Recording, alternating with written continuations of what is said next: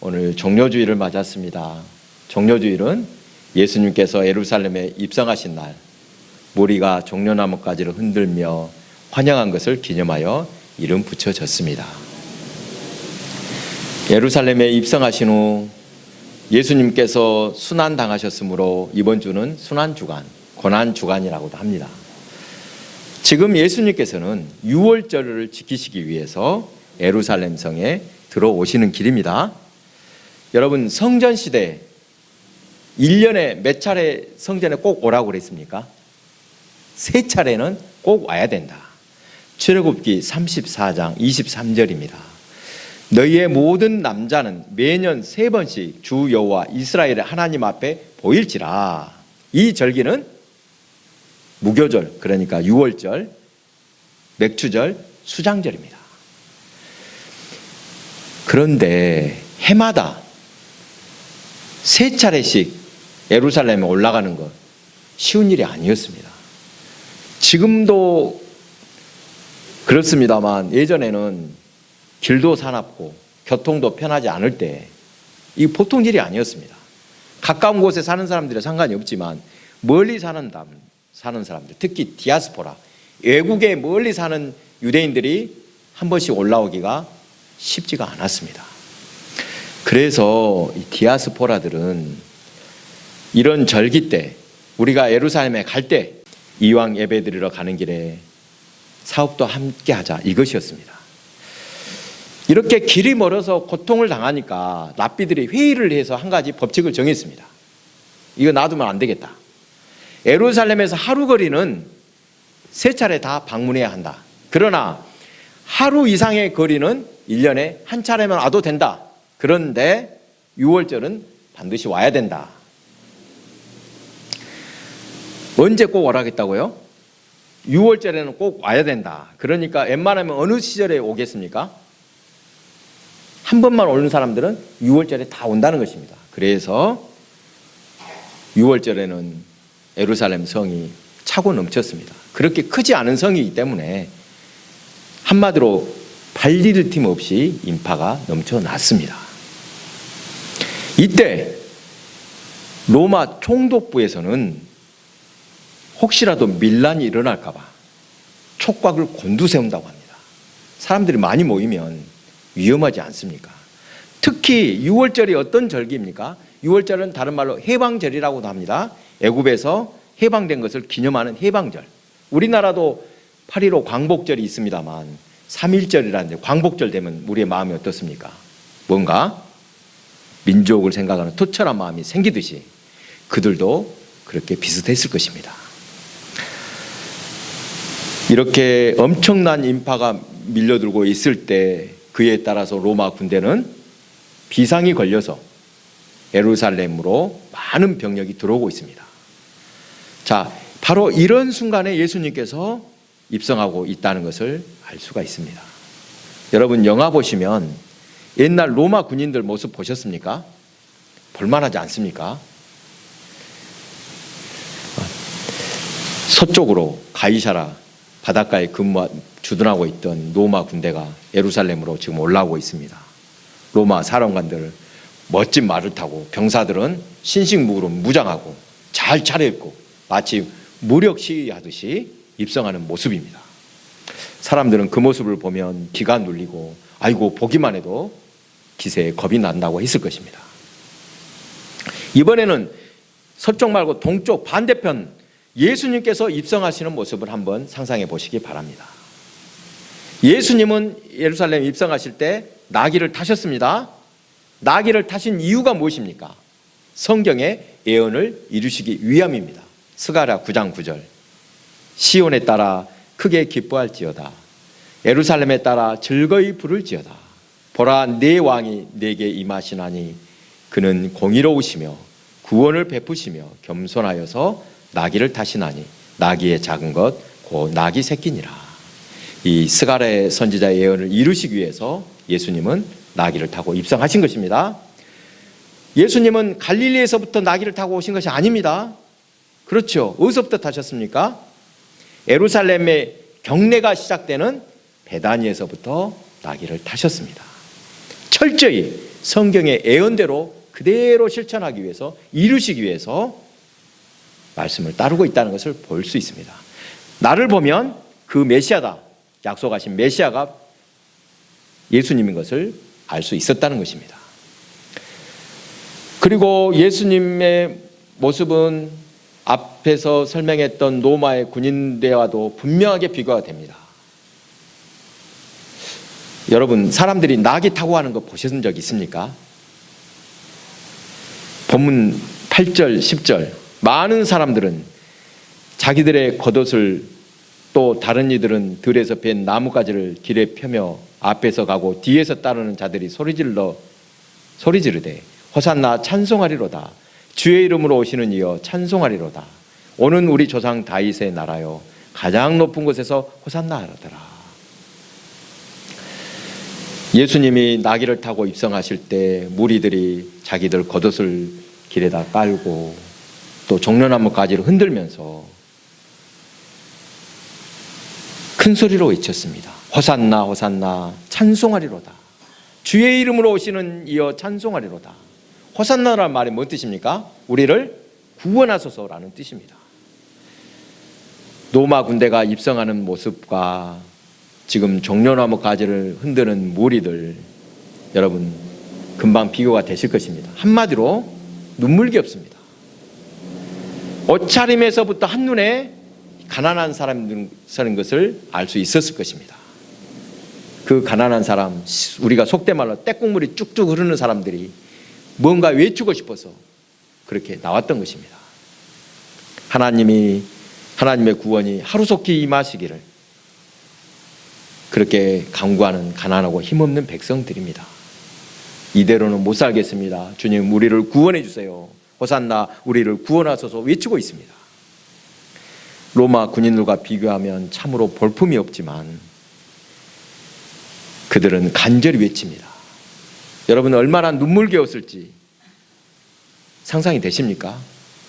그렇게 외쳐로운 모습이라 더욱 가슴을 울렸을 것입니다. 여러분, 가끔 뉴스 보면 기업의 회장이나 높은 사람들, 유력 인사가 법정에 나올 때 어떻게 하고 나오던가요? 법정에 딱 재판받으러 나갈 때 보면 대부분 면도도 안 해서 그냥 수염 덥수룩하게 나오고 또 휠체어 타는 모습을 자주 봅니다. 그렇죠. 왜 그렇게 나오겠습니까? 일부러 그렇게 한다고 합니다. 이렇게 말끔하게 보이는 것보다는 초라하고 볼품없게 보일 때, 초췌하게 보일 때 판사도 사람이라 피고를 측은히 여긴다고 합니다. 호산나 소리치는 무리만이 아니라 예수님 모습도 어딘지 엉성한 것 같습니다. 여러분, 이 예수님이 나귀를 타셨다, 말이나 낙타가 아닌 나귀를 타셨다는 것은 상징하는 바가 분명합니다. 유대인의 상징에서 분명히 배웠습니다. 말이 상징하는 게 뭐라겠습니까? 말은 전쟁과 힘을 상징합니다. 그래서 성경에서는 왕들에게 말을 많이 두지 말라 명령을 하십니다. 신명기 17장 16절. 병말을 많이 두지 말 것이요 병말을 많이 얻으려고 그 백성을 애굽으로 돌아가게 하지 말 것이니, 왕들이 자기 힘을 길러서 그것을 자랑 삼아 교만해진 것을 경계하시는 것입니다. 결국 말을 많이 두지 말라, 이것은 오직 하나님 한 분만을 의지하라, 이 뜻입니다. 또 낙타, 여러분 낙타들을 옛날에 누가 주로 탔습니까? 상인들이 주로 낙타 타고 다녔습니다. 말이 전쟁과 힘을 상징한다면 낙타는 부유한 사람들이 타는 짐승이다, 이런 이미지가 있습니다. 이에 비해서 나귀는 정말 볼품이 없습니다. 나귀는 정결법에서도 부정한 짐승입니다. 그런데 그래서 특별히 귀한 짐승이라고 여기지는 않지만은 유대인들은 그래도 나귀를 좋아한다고 합니다. 왜냐? 출애굽할 때 이스라엘 백성들이 애굽을 나올 때 그들의 짐을 실어주고 함께 나온 짐승이다. 그래서 나귀를 좋아합니다. 또 나귀는 주인의 구유가 아니면 밥을 먹지 않는 습성이 있다고 합니다. 바로 이러한 습성 때문에 나귀는 순종을 상징하게 되었습니다. 이런 유월절을 맞는 예루살렘의 분위기를 살펴보았고 또 나귀와 말, 낙타가 상징하는 바를 알아보았습니다. 그렇다면 오늘 본문에 예수님께서 나귀를 타신 의미 크게 두 가지로 설명할 수 있습니다. 첫 번째, 평화의 상징으로 나귀를 타셨습니다. 아멘. 오늘 본문에서 예수님의 예루살렘 입성을 환영하던 사람들 보십시오. 수많은 사람, 무리가 열렬히 환영했습니다. 금방이라도 해방될 것처럼 호산나 우리를 구원하소서 그렇게 외치던 사람들이 예수님이 잡히시고 십자가에 달리던 순간에 다 어디 갔습니까? 아무도 없었습니다. 그 많던 사람이 흩어졌던 진짜 이유, 물론 두려워서도 도망갔겠지만 그보다도 근본적인 이유는 실망했기 때문입니다. 뭐를 실망했습니까? 그들이 간절히 기다리던 메시아는 어떤 메시아였습니까? 로마 제국을 단숨에 제압하고 해방시켜주고 세계 만국 가운데 그들 나라를 우뚝 세워서 온 세계로부터 조공을 받는 그런 나라로 민족으로 만들어줄 것으로 생각을 했습니다. 다윗 왕 때 이스라엘이 누리던 영광을 다시 가져다줄 그러한 메시아를 기대하고 있었던 것입니다. 하지만 예수님은 그런 메시아가 아니라 고난의 종으로 평화의 왕으로 오셨습니다. 로마의 폭력에 더 큰 폭력으로 맞서서 그들을 물리치는 것이 아니라 십자가의 희생으로 평화를 이루셨습니다. 예수님은 십자가를 지심으로써 하나님과 평화를 이루고 세상과도 평화를 이루셨습니다. 로마서 12장 17절 그리고 19절입니다. 아무에게도 악을 악으로 갚지 말고 모든 사람 앞에서 선을 도모하라. 악에게 지지 말고 선으로 악을 이기라. 악을 악으로 갚지 말라는 말씀 기억하시기 바랍니다. 누군가 악한 방법으로 나올 때 똑같이 악한 방법으로 맞서지 말라고 말씀하십니다. 우리는 믿음의 사람으로 선한 일을 도모하라고 부르심을 받았습니다. 여러분 이 사실 기억하시기 바랍니다.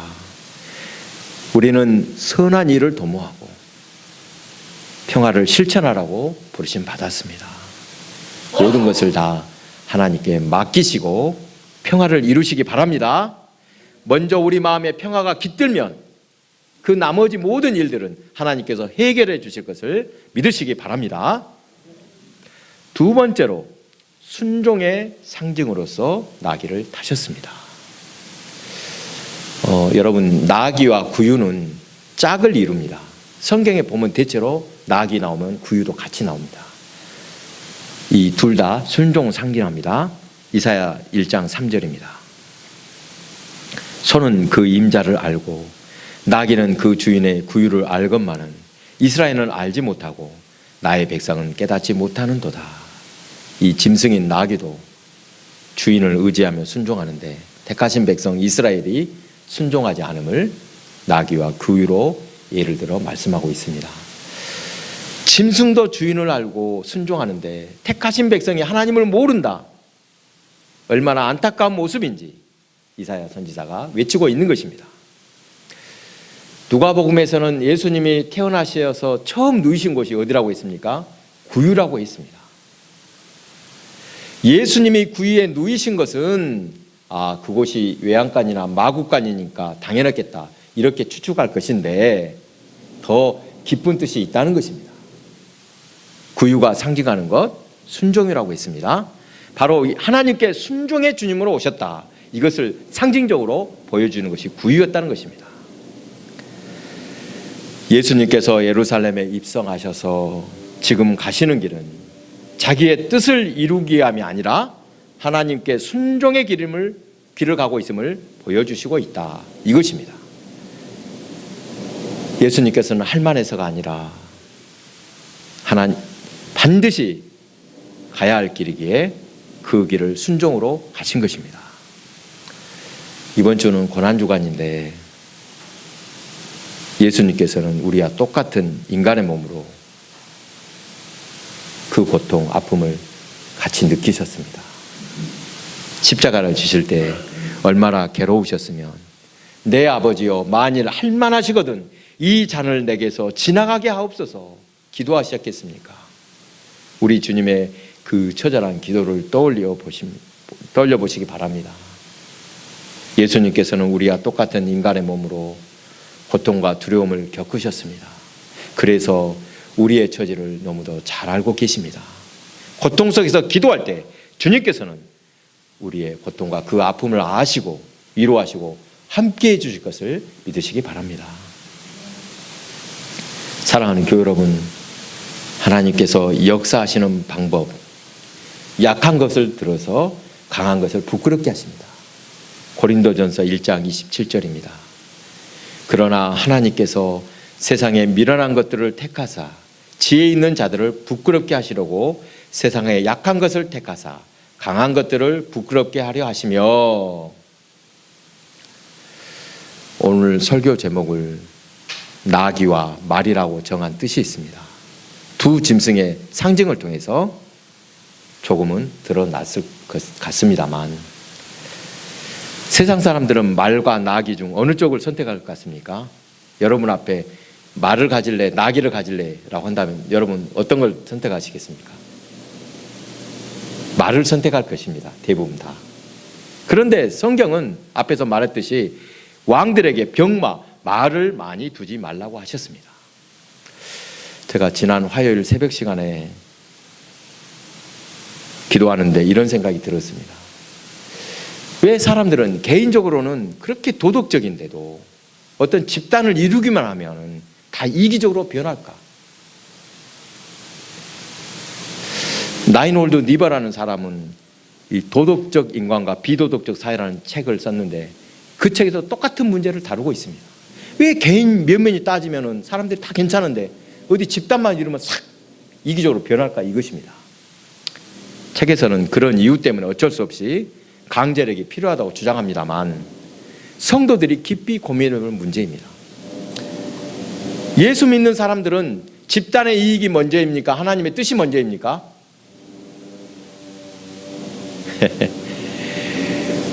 예를 들어서 국익이 우선한다고 힘 있는 나라들과 연합해서 어떤 나라를 침탈하는 전쟁에 파병해야 된다, 이럴 때 성도들은 어느 편에 서야 됩니까? 국익인데 전쟁 파병해서라도 이익을 취해야 됩니까? 여러분, 동네 이장을 뽑는 선거를 한다고 하십시다. 어떤 사람이 이렇게 말합니다. 우리 동네 이익이라면 나는 다른 동네 피해를 끼치서라도 우리 동네 이익 보게 하겠습니다 라고 하면 여러분 듣기 좋습니까? 안 좋습니까? 사실 듣기 좋다고 할 것입니다. 하나님의 백성은 무엇보다 하나님의 뜻에 합당한 일인가를 따져 보아야 합니다. 물론 국법이나 정당한 법을 어기라는 말은 어기면 안 됩니다. 아무리 하나님 뜻이라도 우리가 따르고 있는 이 땅에서 법을 어기면 안 됩니다. 양심에 결정해야 할 때 그때는 진리의 표라는 말씀입니다. 이스라엘 역사에서 가장 이상적인 시대는 왕 없이 사사들이 다스리는 시대라고 말을 합니다. 훗날 선지자들은 왕들이 교만하여 잘못된 길로 갈 때 바로 사사 시대와 같이 오직 하나님이 왕이시던 때를 기억하라, 이렇게 왕들에게 충고했습니다. 이스라엘 마지막 사사 사무엘 때 백성들은 왕을 요구했습니다. 우리들도 다른 나라처럼 왕을 세워서 왕이 우리를 보호해주라, 그리고 우리를 부강하게 해줘라, 이래서 왕을 요구했습니다. 이러한 백성들의 요구를 듣고 하나님께서 이렇게 말씀하십니다. 사무엘상 8장 6절 7절입니다. 우리에게 왕을 주어 우리를 다스리게 하라 했을 때 사무엘이 그것을 기뻐하지 아니하여 여호와께 기도하며 여호와께서 사무엘에게 이르시되 백성이 내게 한 말을 다 들으라. 이는 그들이 너를 버림이 아니오 나를 버려 자기들의 왕이 되지 못하게 함이니라. 오늘 설교 제목을 빌리자면 이스라엘 백성들은 나귀보다 말이 더 좋다고 다른 왕국처럼 왕을 세워달라고 요구했습니다. 이것은 곧 하나님 앞에 순종하는 백성으로 살기보다 자신들의 힘으로 자신들의 욕망을 채워보겠다는 것입니다. 나귀의 순종보다 말의 군사력, 힘을 의지하여 잘 살아보겠다는 것입니다. 잘 됐겠습니까? 오직 하나님만을 왕으로 모시고 살겠다고 겸손한 백성으로 살겠습니다. 이랬다면 잘 됐을 것입니다. 그랬다면 훗날 이방 나라의 왕국이 망하는 그런 아픔을 겪지 않았을 것입니다. 신앙생활을 잘해서 복받는 성도들 한 가지 공통점, 순종하는 모습입니다.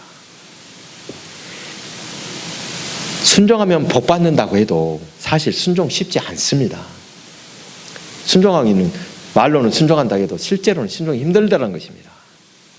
내 힘으로 순종하려고 하니까 그렇습니다. 성령님의 도우심이 필요합니다. 여러분 깨어있으면 성령님 인도하심 받을 수 있습니다. 성령 인도하심 받으면 순종도 할 수 있습니다. 늘 깨어서 주님과 동행하는 삶 사시기 바랍니다. 사랑하는 교회 여러분, 오늘 종료주일에 나귀를 타고 입성하신 예수님께서는 십자가 그 고난을 당하시면서도 겸손과 순종으로 구원을 이루셨습니다. 화려한 모습, 크고 놀라운 능력으로 이루신 것이 아니라 나귀 새끼를 타신 그 겸손과 순종으로 구원을 이루셨습니다.